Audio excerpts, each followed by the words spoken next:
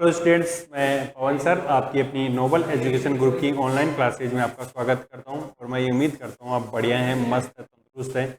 और स्कूल सोच रहे हो स्कूल कब खुलेगी, तो स्कूल के बारे में सोचो छोड़ो, कब खुलेगी जब सरकार आदेश देगी खुल जाएगी। लेकिन तो सुविधा हम अवेलेबल करा रहे हैं आपको, एक छोटे से क्षेत्र में एक बढ़िया तरीके से अच्छी क्वालिटी उपलब्ध करें, फ़ायदा उठाएं, खुद भी देखें, पड़ोसी को दिखाई, अपने रिश्तेदारों को दिखाई कि आप घर पे अकेले सिंगल ही तो बैठे हैं।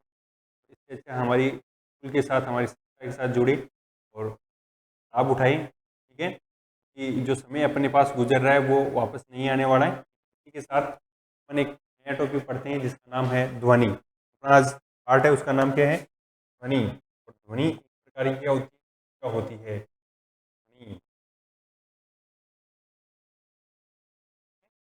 ध्वनि एक प्रकार की ऊर्जा होती है, और ध्वनि है बिना कंपन के उत्पन्न नहीं होता। पहली बात, भाई ध्वनि उत्पन्न करने के लिए किसका आवश्यकता होती है? ऊर्जा की तो आवश्यकता होती है, प्लस ध्वनि उत्पन्न करने के लिए कंपन की आवश्यकता होती है। अगर कंपन उत्पन्न नहीं हो रहा है तो ध्वनि उत्पन्न नहीं होगी। मैं बोल रहा हूँ, मुख से बोल रहा हूँ, तो मेरे जो स्वर यंत्र है, स्वर तंत्र है, लिरिक्स है, वहाँ पर क्या उत्पन्न हो रहा है? कंपन उत्पन्न हो रहा है। कंपन उत्पन्न हो रही है ध्वनि उत्पन्न। अगर वो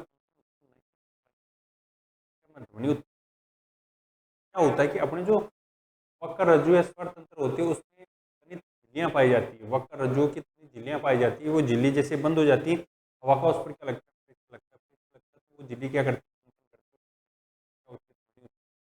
विद्यालय की घंटी आपने देखी होगी। विद्यालय की घंटी, बच्चे मार्केट चले जाते हैं, घंटी बजती है, टन टन टन टन टन टन टन टन टन टन, मार्केट में सुनाई देती है, टन टन। तो ये तो अपनी स्कूल वाली घंटी है। तो हर ध्वनि को संचरण के लिए किसका माध्यम बना? माध्यम के ध्वनि का मैं ये बोल दूं, 0 सेंटीग्रेड ताप, 0 सेंटीग्रेड ताप पर निर्वात में ध्वनि की चाल कितनी होती है? पहला ऑप्शन दे देता हूँ 330, दूसरा 331, 332, 334। आप दे दोगे, थोड़ा तो हुआ है, लेकिन आपको याद रखना है निर्वात में ध्वनि की कोई यांत्रिक ऊर्जा है। ध्वनि एक प्रकार की यांत्रिक ऊर्जा है, यांत्रिक तरंग है। और यांत्रिक तरंग है, यांत्रिक तरंगों को संचरण के लिए किसका माध्यम क्या? माध्यम से अपने पास तीन है, ठोस, ठोसों में ध्वनि का ज़्यादा होता है, वायु में कम होता है, द्रव्य में और वायु में। आज अपन पढ़ेंगे ध्वनि के बारे में। ध्वनि एक प्रकार की है वस्तु के होने और न होने का आभास। हाँ, यहाँ आभास हो रहा है, अपनी वस्तु को पहचानने में अपनी प्रकाश करते हैं। वस्तु क्या है? ध्वनि एक प्रकार की ऊर्जा है। ध्वनि एक प्रकार की,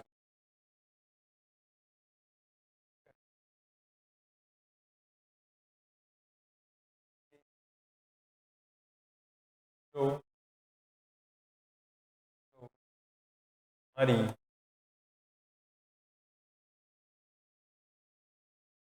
ज्ञानेंद्रियों के द्वारा, जो हमारी ज्ञानेंद्रियों के द्वारा, जो हमारी ज्ञानेंद्रियों के द्वारा, जिसे कान के द्वारा द्वारा महसूस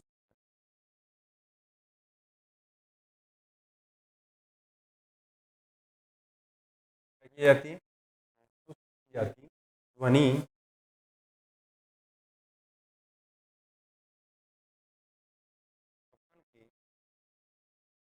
कंपन के, कंपन के स्वरूप,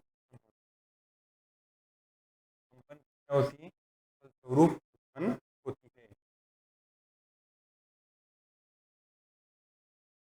फलस्वरूप उत्पन्न होती है, कंपन के फलस्वरूप होती है। तो टॉपिक पढ़ेंगे क्या है?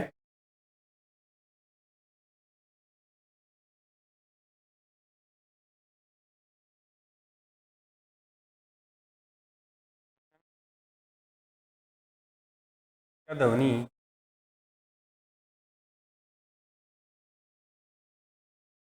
उत्पन्न करने के लिए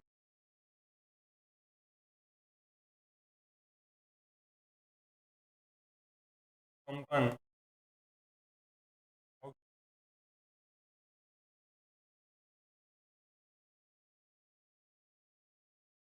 ठीक है, तो अपन क्या लेते हैं, एक संवृत्त लेते हैं।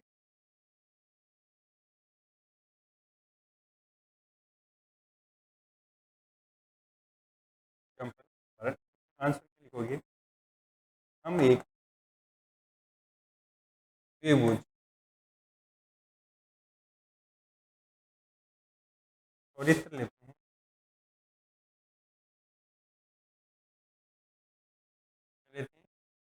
त्रिभुज संवृत्त लेते हैं, ले लिया। उस पर रबड़ पेड़ की सहायता से, रबड़ पेड़ की सहायता से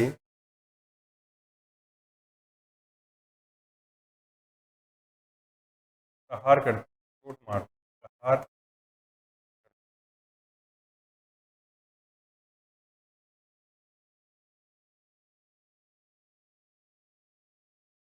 संवृत्त, रबड़ पेड़ की सहायता करेंगे, क्या करेगा, कंपन करेगा, कंपन हो जाएगी, आवाज या ध्वनि, आवाज या क्या उत्पन्न हो जाएगी, ध्वनि उत्पन्न हो जाएगी। अगर इसके पास तो मैं लटकती हुई बॉल लेके जाता, जैसे इस तरफ ये गति कर रही है, तो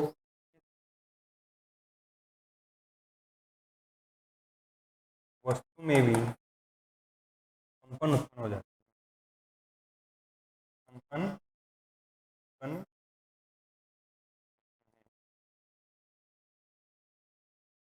जैसे ही इस बॉल को मैं ऐसे धक्का देता हूँ, संवृत्त के पास जाती है, जब उसके कंपन क्षेत्र में जाती है तो ये बॉल भी क्या करने लग जाती है, कंपन लग जाती है, अर्थात कंपनों का क्या हो रहा है, स्थानांतरण होता है। तो इससे सिद्ध होता है कि ध्वनि के लिए माध्यम की आवश्यकता होती है, इस माध्यम से वो दूसरे माध्यम में क्या करती है, गति करती है। ठीक है, तो प्रहार करते हैं तो संवृत्त में, तो संवृत्त में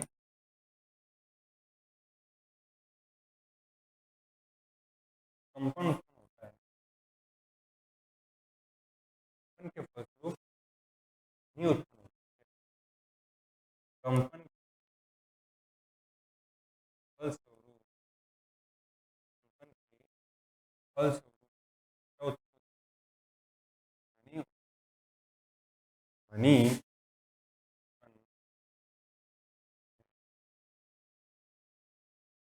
अगर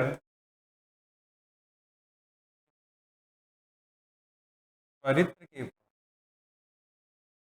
त्वरित्र के पास लटकी हुई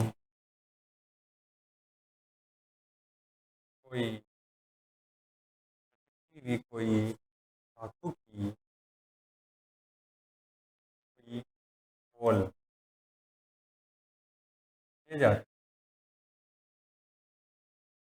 तो बॉल में ही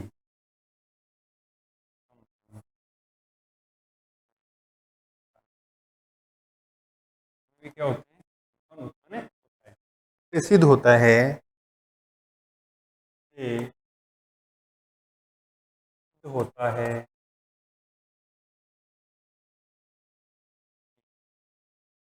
वस्तुओं में, कि वस्तुओं में कंपन के फलस्वरूप, कंपन के फलस्वरूप ध्वनि उत्पन्न होती है, ध्वनि उत्पन्न, ध्वनि उत्पन्न होती है, क्या होती है, ध्वनि उत्पन्न होती है। ठीक है, अब देखिए कुछ क्षेत्र देखते हैं। पहला वाद्य यंत्र, देखो अपन कुछ वाद्य यंत्र देखते हैं, वाद्य यंत्र, ठीक है, और कंपित भाग। आपको पूछ ले पहला वाद्य यंत्र, गिटार या सितारा, गिटार या सितारा में कंपित भाग क्या होता है?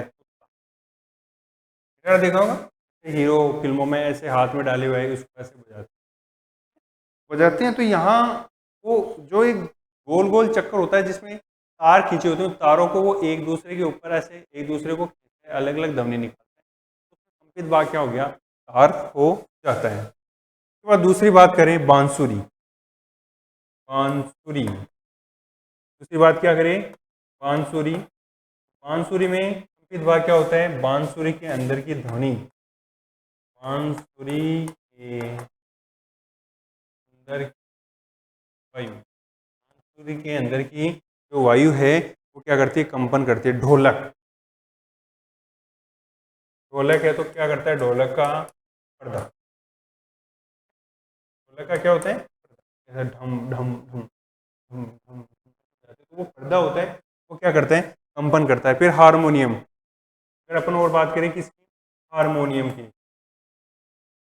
तो हारमोनियम में क्या होता है? हारमोनियम की रीड होती है जो अपन ऐसे करते हैं, तो वो हारमोनियम की रीड।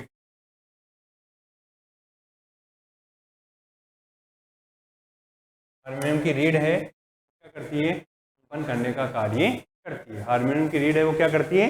कंपन करने का कार्य करती है।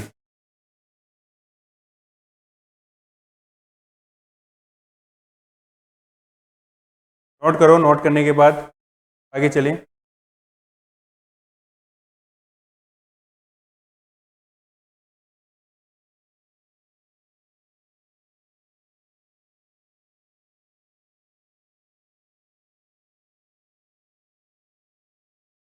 अगला है ध्वनि का संचरण।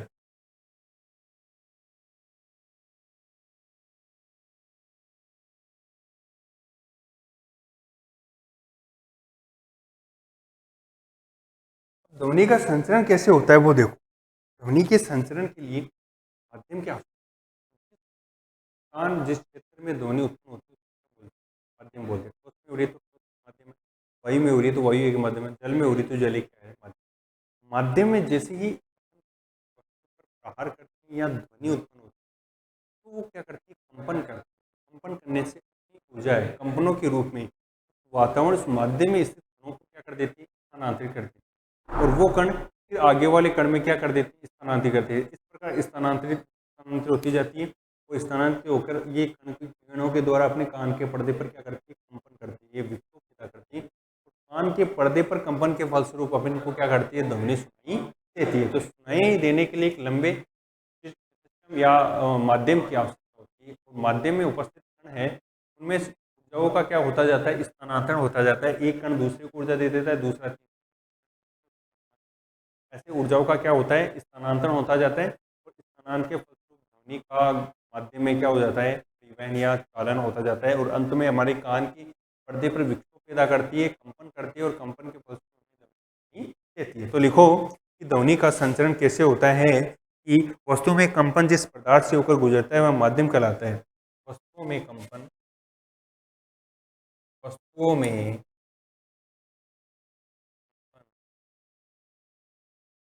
वस्तुओं में कंपन जिस पदार्थ से होकर गुजरते हैं, वस्तु में कंपन जिस पदार्थ से होकर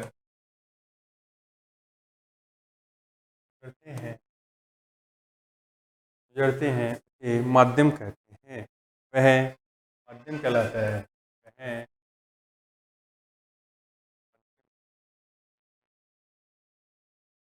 माध्यम कहलाता है। क्या कहलाता है? माध्यम कहलाता है। ध्वनि, ध्वनि का संचरण ठोस, द्रव्य, ठोस, द्रव्य व गैस तीनों, ठोस, द्रव्य व गैस तीनों माध्यमों में होता है। तीनों माध्यमों में ठोस, द्रव्य, गैस तीनों माध्यम में होता है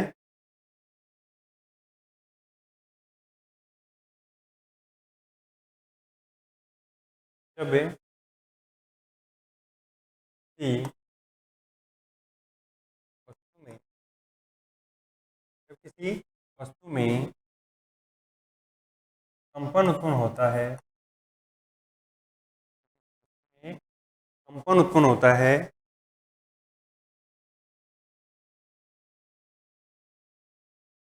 माध्यम के कण, माध्यम के कण, माध्यम के कण कंपन करते हुए अपनी ऊर्जा, माध्यम के कण कंपन करते हुए अपनी ऊर्जा निकटवर्ती कण, निकटवर्ती कण को स्थानांतरित कर देते हैं,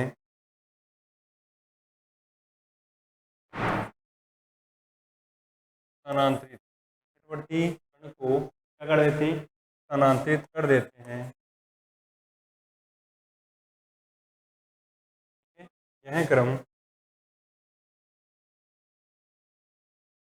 चलता रहता है, यह क्रम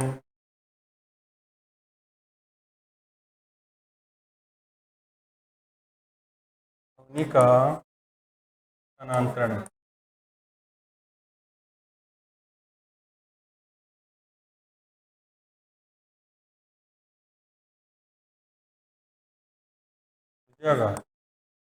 ऊर्जा का स्थानांतरण क्रम में आगे वाले कणों को स्थानांतरित करते रहते हैं, स्थानांतरित क्या होते हैं, करते रहते हैं। यह कंपन हमारे कणपटह, कान का पर्दे, कान के पर्दे पर, कान के पर्दे पर क्या करते हैं, कंपन, कान के पर्दे पर कंपन करते हैं, कंपन के फलस्वरूप में ध्वनि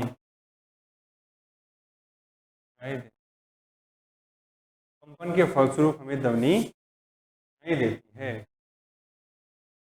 नोट करो, नोट करने के बाद आगे चलें।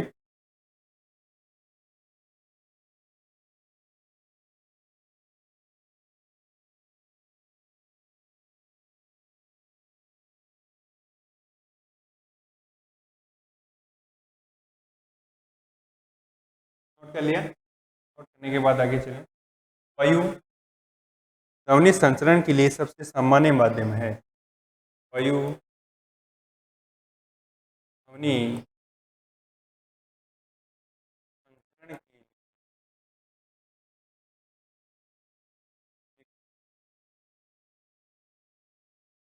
सामान्य माध्यम है,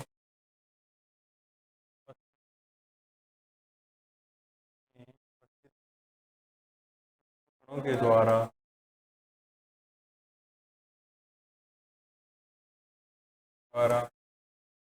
क्या का स्थानांतरण, क्या का किया जाता है। अपन क्या करते हैं, अपने चारों ओर माध्यम कौन सा है, वायु है, और अपने इतने लोग बोलते हैं, तो इतने लोग बोलने के बाद में अपन को क्या सुनाई देती है, ध्वनि सुनाई देती है। तो ध्वनि अपन क्या बोल सकते हैं, ये ध्वनि है वो सॉरी वायु है वो ध्वनि संचरण का एक सामान्य माध्यम है जो अपन लोग यूज करते हैं, जल्दी से बोलते हैं, अपन को ध्वनि सुनाई देती है। तो ध्वनि के अंदर उपस्थित है वो ऊर्जा का क्या करते हैं, स्थानांतरण करते हैं।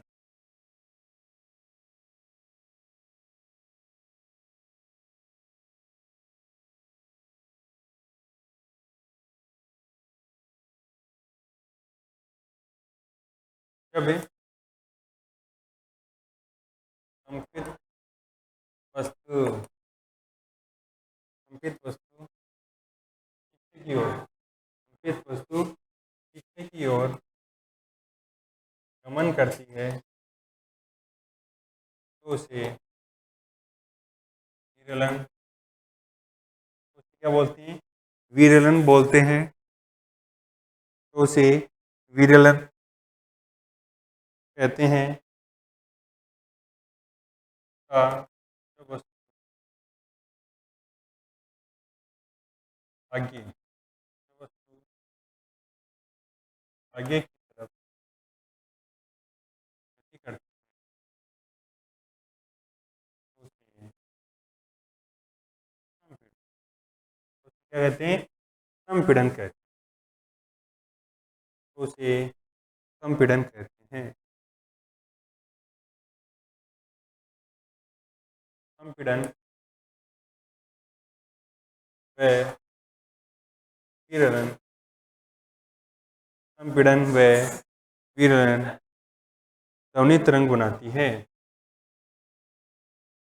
ध्वनि तरंग बनाती है। संपीड़न और विरलन ध्वनियाँ, यानी कहने का मतलब, बात करें ध्वनि, ध्वनि ऐसे गति करती है, ठीक है। ये जो ये वाला क्षेत्र है ये संपीड़न कहलाता है, ये क्या कहलाता है, विरलन। फिर ये संपीड़न और ये विरलन। तो संपीड़न और विरलन है तो किसका निर्माण करती है, ध्वनि तरंगों का क्या करती है, निर्माण करती है, ठीक है।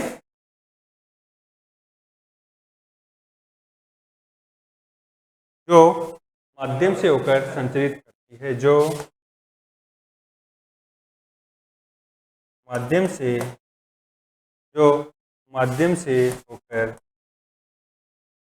होकर संचरित होती है।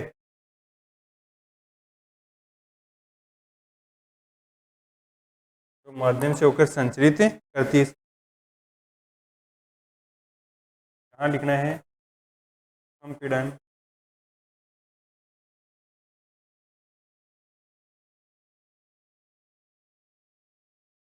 संपीड़न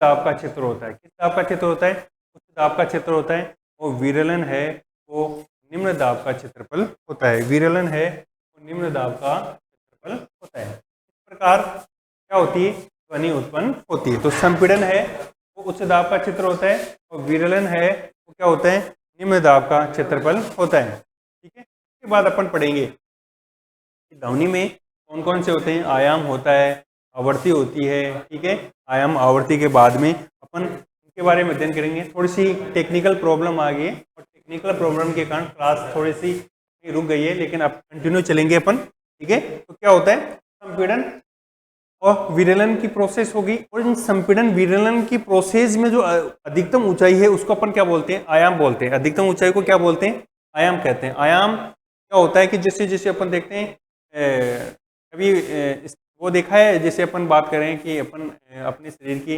हृदय की धड़कन देखते हैं, ईसीजी करवाते हैं, ईसीजी करवाते हैं तो देखते हैं ऐसी लाइनें चलती है, ऐसी लाइनें चलती है, ऐसी लाइनें चलती हैं।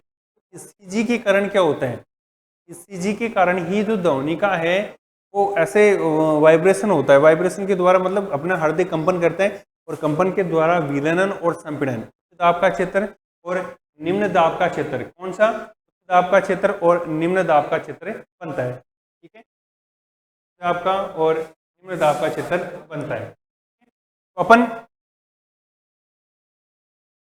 तो उच्च दाब का क्षेत्र होता है, कौन सा, उच्च दाब का क्षेत्र,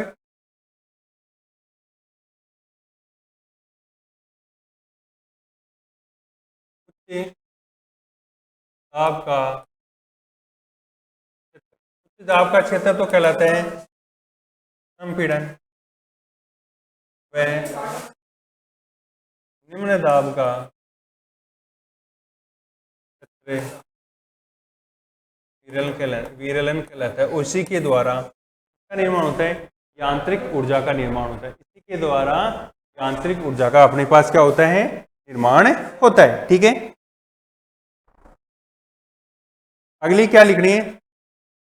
ध्वनि संचरण के लिए,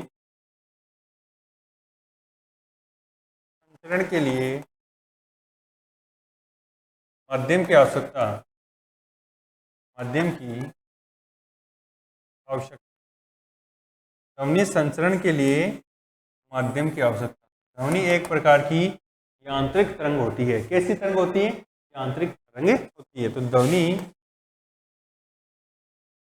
एक प्रकार की, ध्वनि एक प्रकार की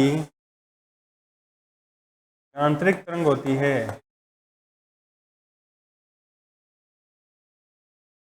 इसे संचरण के लिए, इसे संचरण के लिए माध्यम की आवश्यकता होती है। जिसे संचरण के लिए माध्यम की आवश्यकता होती है। ये संचरण के लिए किसकी माध्यम की आवश्यकता होती है? माध्यम की आवश्यकता होती है। ध्वनि ठोस, द्रव्य और गैस तीनों माध्यमों में गति करती है। ठोस, ध्वनि, ठोस, द्रव्य, गैस तीनों माध्यमों में गति करती है।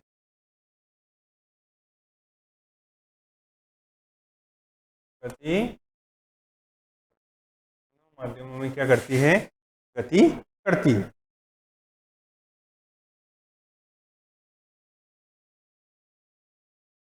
ध्वनि का संचरण, ध्वनि का संचरण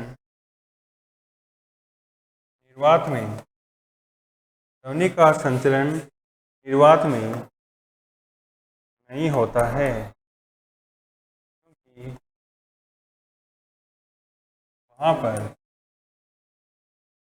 कोई माध्यम, उपस्थित है। वहाँ पर कोई माध्यम उपस्थित नहीं होता है। तो अपन ने अगर मान लो निर्वात में बात करें कि मैं अपने एक बोतल लेते हैं और बोतल के अंदर क्या लगाते थे? एक लटकी हुई घंटी लगा देते हैं। घंटे लगाने के बाद में उसके स्विच को क्या करते हैं? ऑन करते हैं। ऑन करते हैं तो अपन को क्या है? उस ध्वनि, जैसे घंटी बजती है उसकी ध्वनि सुनाई देती है। धीरे धीरे निर्वात पंप के द्वारा उसके अंदर की वायु को जैसे जैसे कम किया जाता है, ध्वनि सुनने की दर अपने पास क्या होती जाती है? कम होती जाती है। ठीक है, तो कम होती जाती है और अंत में एक ऐसी स्थिति आती है कि हमें घंटी की ध्वनि है वो सुनाई नहीं देती है। अपन ये बता सकते हैं कि निर्वात में है वो ध्वनि का संचरण नहीं होता है। क्यों? क्योंकि जब कोई माध्यम ही नहीं होगा, माध्यम नहीं होने के कारण ध्वनि का संचरण नहीं होगा। इसी के साथ थोड़ी सी टेक्निकल प्रॉब्लम आ गई थी। इसी के साथ अपनी कक्षा को मैं विराम देता हूँ। अगली कक्षा में ध्वनि के और तथ्यों के बारे में अपन अध्ययन करेंगे। तब तक के लिए धन्यवाद।